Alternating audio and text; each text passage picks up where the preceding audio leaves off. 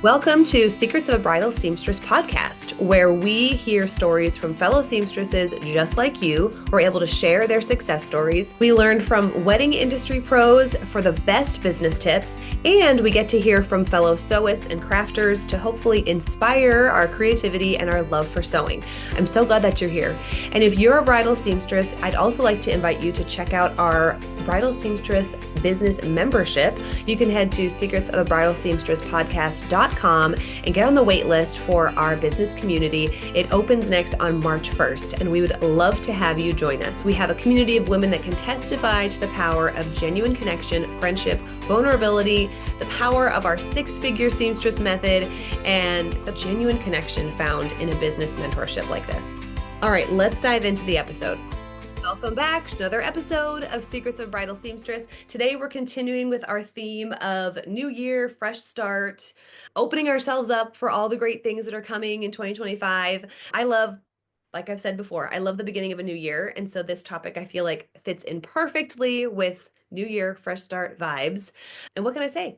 I love the topic. I love the topic of decluttering. And there are so many things in our lives that we can declutter. It's not just the stuff, but it's also the emotional stuff, okay? So it's really important that we are taking initiative to make room for the things that we want more of in our life and cleaning out what we can say goodbye to. So I don't know if you are a fan of the Marie Kondo method, clean out methodology, but I do love me some Marie Kondo. And in fact, I took that to my closet about a month ago and it felt so good. I cleaned out all of my clothes and went through the dressers and the closets, whatever. We had our donation piles going. We had our trash piles going. We had the rag pile, like the dust rags. Some of those t-shirts make great dust rags. And it just feels so good. So I'm going to take the same idea of decluttering and just apply it to different areas of our business so that you can make room for what you really want to welcome in for 2025. So if you're listening to this episode and you have a friend in mind who would love this topic, please send it their way. You can also leave a review on this episode, maybe share some feedback. That would be super helpful to also expand the reach of this podcast. So I'm so glad that you're here. Let's dig into decluttering because really, we cannot say enough about this subject, okay? All right, let's go ahead and start with the physical stuff. That's kind of like the most obvious of how to declutter. At the end of last year, I had this grand plan that I was going to clean out my sewing studio before I came home for vacation for my, long winter break. I knew I was going to have like 16, 17 days off work. And so I thought, oh my gosh, wouldn't it feel so good to come back to Sweet Francis Sewing Co. and have like vacuum lines and super tidy surfaces and all my thread organized and nothing out of place. But we know that actually did not happen because for whatever reason, like the closer that we are to time off, the harder it is to just get in the car and go, right? So I remember after my last appointment, I literally walked my bride out the door. I was like, oh, let me walk out with you. I'm done too. And I turned off the lights and I locked up and I was out of there when she drove off. I was like, done, bring on vacation. Okay. So I came back to the studio back to the shop in January, and there were no vacuum lines. Nothing was tidy. It was a dump. But I was well rested, and I was definitely more ready to clean things out and do it well. So here are some things that you can do to declutter the studio space. Number one, I would say bite the bullet and get some cute organizing bins. It's so much more fun to organize when it looks cute. Okay. Even in front of me, I have like a I have built-ins in my office, and I have really cute matching baskets and fabric organizers, and it's like, oh, so everything is like open and on display, but everything has a place and the baskets all match, and it's like, it's so cute. And it makes it more fun for me to want to clean and organize. And especially when we have clients who are coming into our space, like at my shop, I know that I need things to match and I want things to look professional. And for me, I like things to be opaque. I don't want any clear bins, okay? I don't need people to see how I'm shoving things in those bins and that they're totally just it's a disaster zone when you open the lid. They don't need to know that, okay? So my bins are like they're fabric, they're light pink, they're so cute. And I went to what's it called? The containerstore.com, and then they have all of the matching containers in different sizes, and it feels so good to make those orders, and then you know that everything is just going to like look so cute. So if you have that, if you have like $100 laying around that you can just invest in some organizing bins, I think that is the first step to success here. So the first thing I did, obviously I ran the vacuum because sometimes that's always an adventure. Like you think you pick up all the pins, but you actually don't. Once you hear those crunching sounds, it's like, okay, well, I did my best, right? I also keep all of like the lace, basically anything that comes off of a dress, I keep. And I'm pretty sure you're the same way. And before, I used to just throw it all in like one bin. That's before I knew, right? Now I have a little like Ziploc bag system, and I try to keep all the like designers in the same Ziploc bag because it was too much to have like individual dresses having their own Ziploc bags. But I found that if I just kept all of the same designers in one bag, that was really helpful because maybe I couldn't exactly match the lace, but you know how it is, like an Essence of Australia lace, especially that like the leaf lace, you know what I'm talking about? Like that they're just a little bit different dress by dress, but the designer is going to like have the same vibe. So my lace is organized by designer. So I made sure like all those were caught up and I had that in a bin. I counted like my Tex 40 threads. Okay, what do I need to reorder? Because that's what I use for all my linings and stuff. And that's what runs out first. I replaced zippers. I put in an order for, new bust cups, obviously, new needles. What else did I order? Oh, I went to my bin that had all my like horsehair hems. One of the last dresses that I worked on in 2024 had like a horsehair hem, and I just like balled it up and I like shoved it in the bin, and it was a mess. So then, of course, like I went through each one of my trims and I like rolled them up neatly, and everything was like put in its place, and it felt so good. And then I was also able to throw away some scraps that I will never use. Like I've had them for 6 or 7 years. I have not used them. I will not use them. And if I need something similar, I can order it. Like I can order it. Also, this past year, my dad built me this really cool fabric roll thing. You know what I'm talking about. It's like it looks like a book stand, but then your rolls of fabric fit on the stand. So I think there's like 6 rolls on there, and it's super cute. But the key to keeping it look cute is you have to like roll the fabric the right way. Like you can't just shove the fabric on there. And I may or may not be guilty of doing that sometimes. Okay. So that was also part of the decluttering is I went through like all those fabrics. I measured them to see exactly how much I had for all of my veil materials and put them neatly on the roll. I checked out my trims. Some of these things, I feel like all of us have a little bit of a hoarder tendency because we're like, oh, what if I'm going to need this exact button? Or like, what if I need, 2.5 inches of this exact lace? Then I don't want to throw it away. So sometimes we can be really great at keeping anything we can salvage from a dress. And other times it's like, okay, Sister Pants, like, let's go ahead and call it a day and throw this away, and we can order more if we need it. Okay. So take some time to invest in your studio with that time, with that cleaning time. Get rid of some things. If you know that you have a really odd, another thing that I do is if I have like an odd shaped piece of scrap material, I keep it like I'm going to use it, even though like I literally don't know what I'm going to cut out of that shape of fabric. Like it can't be anything. It can maybe be like a mesh, like V-neck thing, but that's really small. Okay. So why am I keeping this whole thing for just that like teeny tiny piece of like V mesh? So be honest with yourself and clean it out. It's going to feel so good. And being able to just have even like a cute display of how things are organized. If you have a label maker, oh my gosh, you're so lucky. Label makers make everything better too because it all matches. It just feels good. So, one phrase that I kind of want you to be thinking of throughout this episode is that our outer world is a reflection of our inner world. Okay, let that sink in. Our outer world is a reflection of our inner world. So if our inner world is in chaos, guess what? That is what your bedroom floor is going to look like, or that's what your studio back room is going to look like. You're like, oh, yes, I have felt the chaos, say like July, August, when it's so crazy. And yeah, my workroom looks like the chaos that I feel. Okay, so keep that in mind. On the flip side, you can think of it in the other way. Like if you have an organized and a neat studio space, that is a reflection of your inner world. So it's like, okay, things are calm. I am in control here. Like there is a method to what could be potentially madness, but I have a method and we're doing great. Okay. So that's why sometimes too, like if you feel super overwhelmed with a client or with like a black hole dress or something, sometimes it's so fulfilling to like take a break and clean up your workspace and like clean off the your machine and dust the machine and just put all the pins back on your little magnet thing. Or I don't know if you're like this, but I bet you are. I bet there's a part of you that is like this.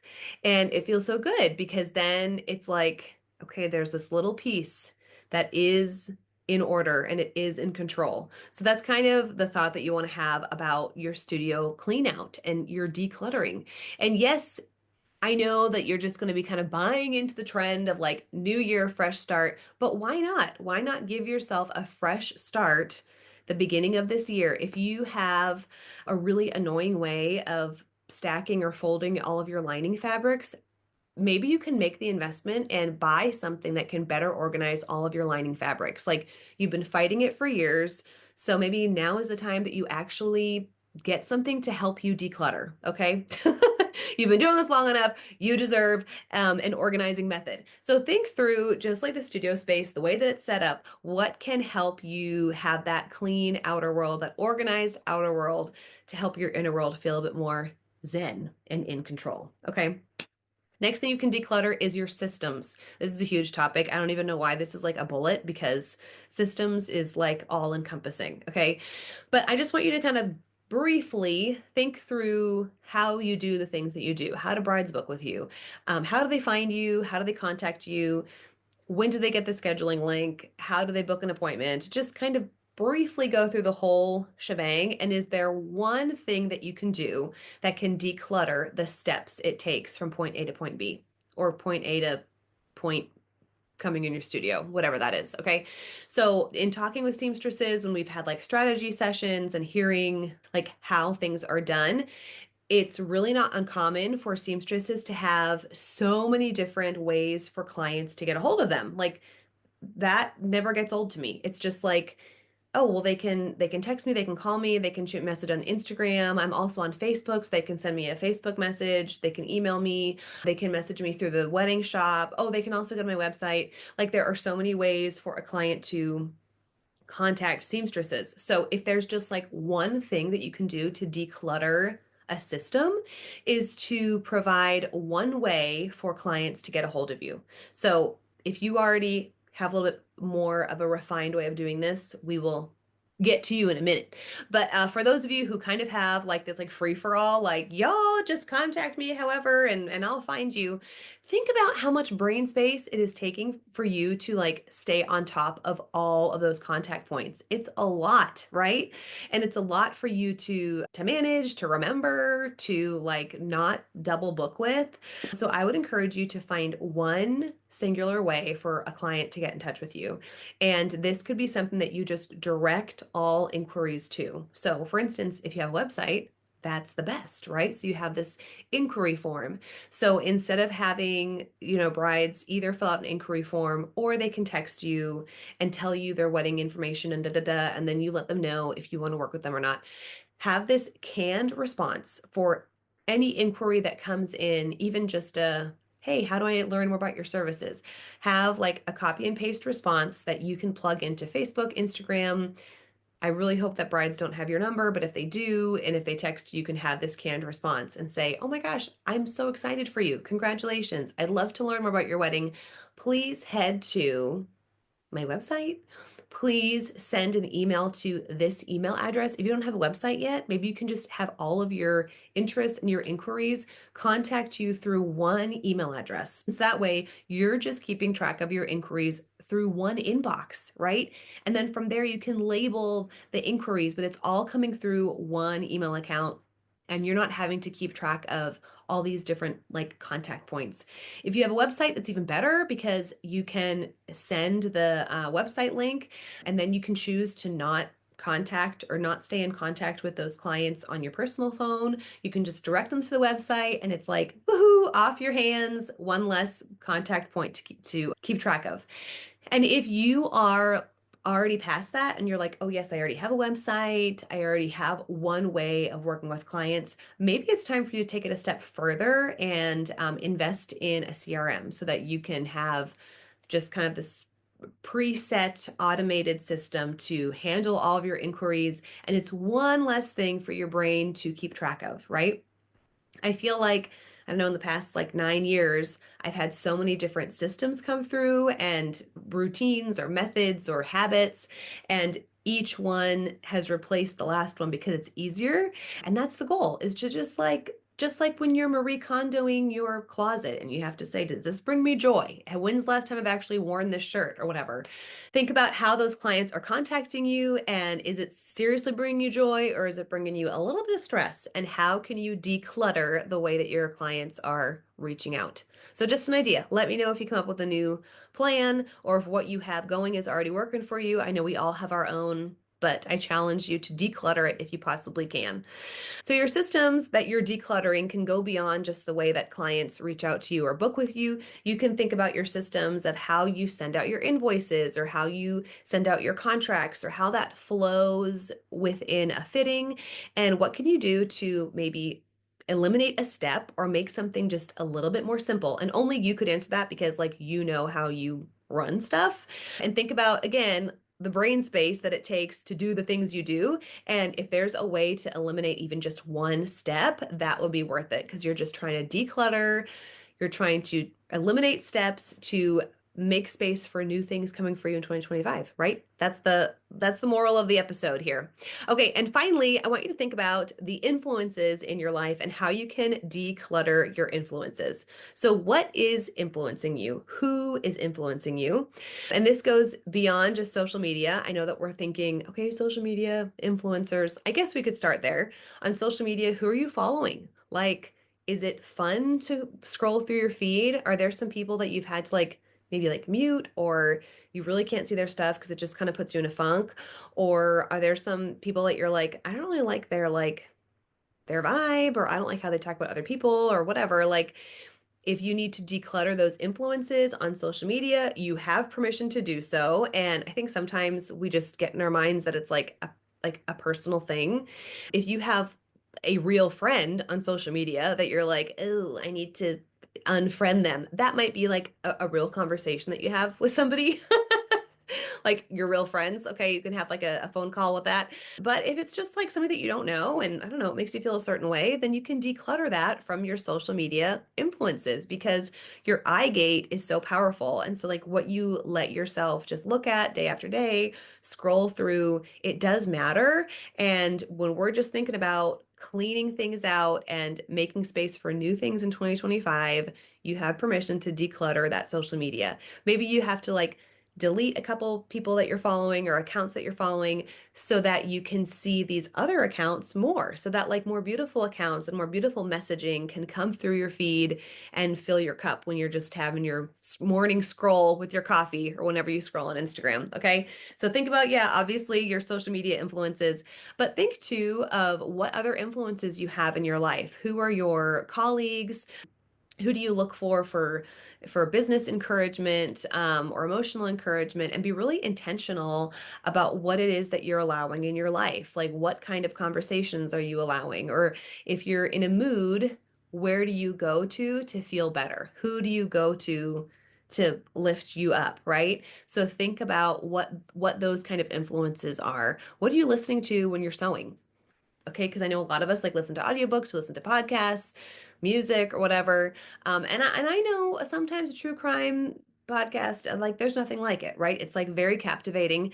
But just consider like what are you allowing in? What's influencing your thought pattern? And you may not need to change it. It doesn't mean that you automatically need to declutter that influence. It doesn't mean like that one doesn't need to get the boot, but just think through like what are you letting in? Because each time you let something in your mind and just affect your mind, influence your mind, you're also preventing something else from influencing your mind, right? Because we only have so much time. We only have so much, time in a day to absorb information or absorb whatever, other people's emotions. So be intentional with that and declutter what you don't want to bring into 2025. So we're thinking too that we want to make space for what we want, right? So this can happen like in our sewing studios, like in our physical space or in our friendships and our relationships. We talked briefly about like the systems, like we want more time in our business maybe for the actual sewing or for creativity. So we want to eliminate these extra steps of booking steps or communicating with clients or whatever. Eliminate those steps so you can have more time for what you really want to do. And when it comes to the influences in your life, you want to be intentional of what you're letting in because that is holding space, because that's taking the place of maybe something that could even better influence you or just affect your mood in a more positive way or your productivity in a more positive way. So I know you've probably heard this, but that phrase, like you say no for a better yes. Okay. So that's kind of the mindset behind this too, is we're in a routine. We do what we do for a reason. But is that necessarily the best thing for us to do? And how can we declutter our habits to make room for better habits or better things, opportunities, people, thought patterns that we can welcome into our lives? So consider this episode a little challenge for you to just take inventory of what your habits are, what you are making space for, and do you want to continue to make space for that in your business? Let me know in the comments below. You can shoot me a message on Instagram. I'd love to hear your thoughts on this. Is there something that you had to eliminate because it's not no longer giving you joy or whatever? Going back to your studio decluttering, is there like something that you love to use to organize your fabric or to help you declutter? How do you say no to those scraps that you really don't need to be keeping? If you have a tip for that, please let me know because I'm still looking. All right. I hope this little shorty episode was encouraging to you. Let me know your thoughts and I'll be back next week.